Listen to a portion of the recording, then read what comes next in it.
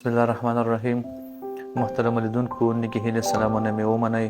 الله دې وکړي چې ټول د کامل صحت په لباس لغښ کې وئ.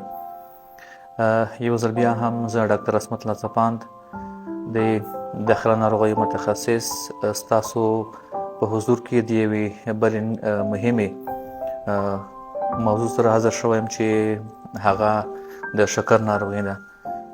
د نړۍ په کچه او زموږ په هیواد افغانستان کې شکر هغه یوه عامه ناروغي ده چې د افغانستان په لکونو خلک د دې بدمرغه ناروغۍ څخه ځورېږي او همدارنګه د نړۍ په کچه تقریبا 500 میلیونه خلک دم غړی د دې آفت څخه ځورېږي او په دې اخته دي.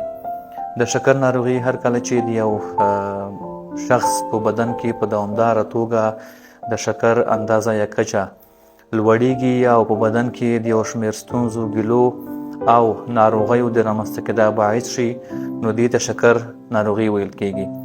د شکر ناروغي د زړه، دماغو، پښتورګو او د سترګو، همدارنګه د بدن د محیطي عصبي الیافو د تخریب باعث کېږي چې دا د شکر د مهمو اختلالاتو څخه شمیرل کېږي او زیاتره خلک چې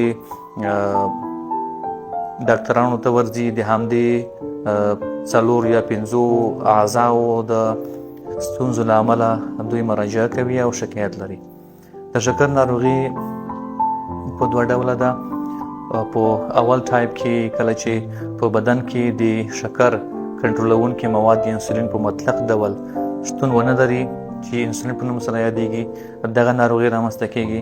او په دوهم ټایپ یا شکل کې که څه هم چې یو اندازه انسولین په بدن کې شتون لري، خو انسولین نشي کولی چې په کامله معنا شکر کنټرول کړي او دا دې باعث کېږي چې په دوامداره توګه شکر په وینه کې لوړ شي او په پایله کې دغه ناروغي رامنځته کېږي او په خلکو کې ګیلې او نښې څرګندېږي.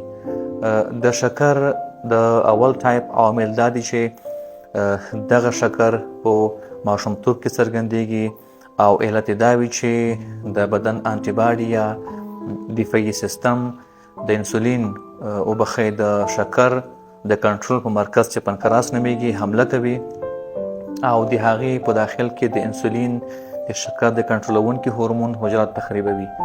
د دوهم ټایپ عوامل دا دي چې کله چې د یو چا وزن زیات وي او یا هغه څوک چې زیات خواږه شیان خوري یا غوښې غوړ زیات استعمالوي او فزیکي کار دوی په کم اندازه اجرا کوي یا سرته رسوي، همدارنګه هغه څوک چې ځای پر ځای ناست وي یا هم هغه څوک چې سګرټ څکي یا هم هغه څوک چې د خپل وزن په کنټرول کې پاتې راغلی وي، وزن زیات وي، او یا هم هغه څوک چې د شکر کورنۍ تاریخچه ولري، نو په دوی کې د شکر دغه دوهم ټایپ رامنځته کېږي چې دغه معمولا په 40 کلنۍ کې یا د دې عمر څخه وروسته راڅرګندېږي.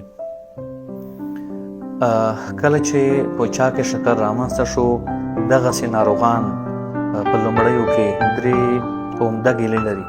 یو دا چې ادرار زیاتېږي یا په اصطلاح د تشو میتازو څخه دوی زیات شکایت کوي، هغې زیاتېږي.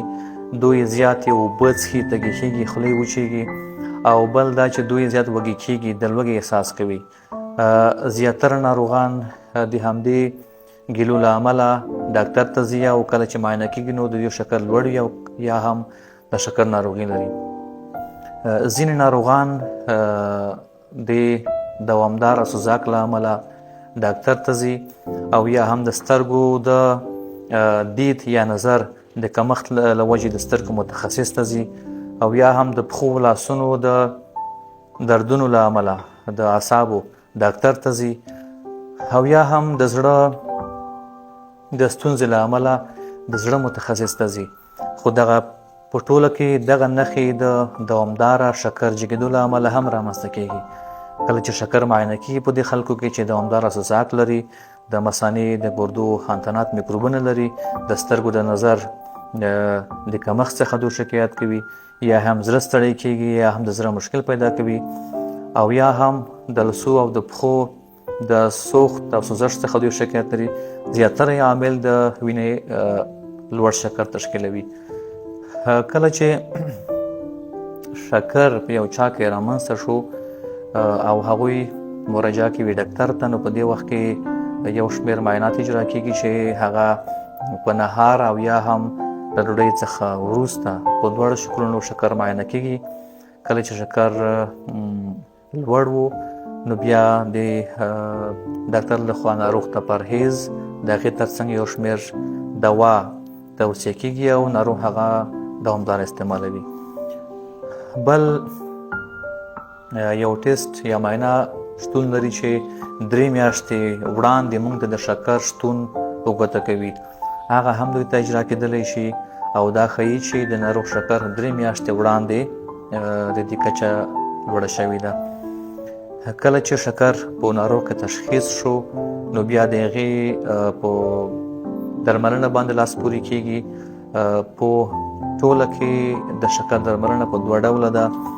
یو غذایي پرهیز دی یا د ژوند د طریقې بدلون دی چې ناروغ سپورت باید اجرا کړي، فزیکي کار زیات وکړي، د غوښو د غوړو او د خوږو شیانو خوراک کم کړي، دوی باید خپل وزن کنټرول کړي، دوی باید سګرټ پرېږدي او دغسې کسان باید خپل رواني فشارونه هم کنټرول کړي. دې ترڅنګ کله چې په پرهیز باندې شکر کنټرول نشو بیا په 2م قدم کې د شکر ضد دوا پیل کېږي چې دغه دوا په 2 ډوله ده. په لومړیو کې چې شکر خفیف وي، دومره زیات نه وي، شدید نه وي او ډېره موده یې شوي نه وي، نو په دې وخت کې د خولې لارې فمي درمل پیل کېږي چې په دې سره ناروغ دغه دوا دوامداره کاروي چې په ترڅ کې شکر کنټرول کېږي.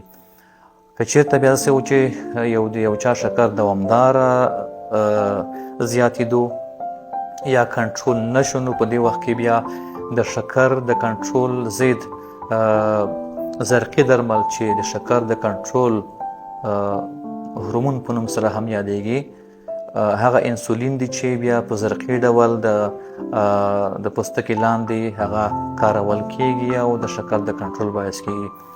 یوه مهمه خبره چې د شکر ناروغانو ته زما لخوا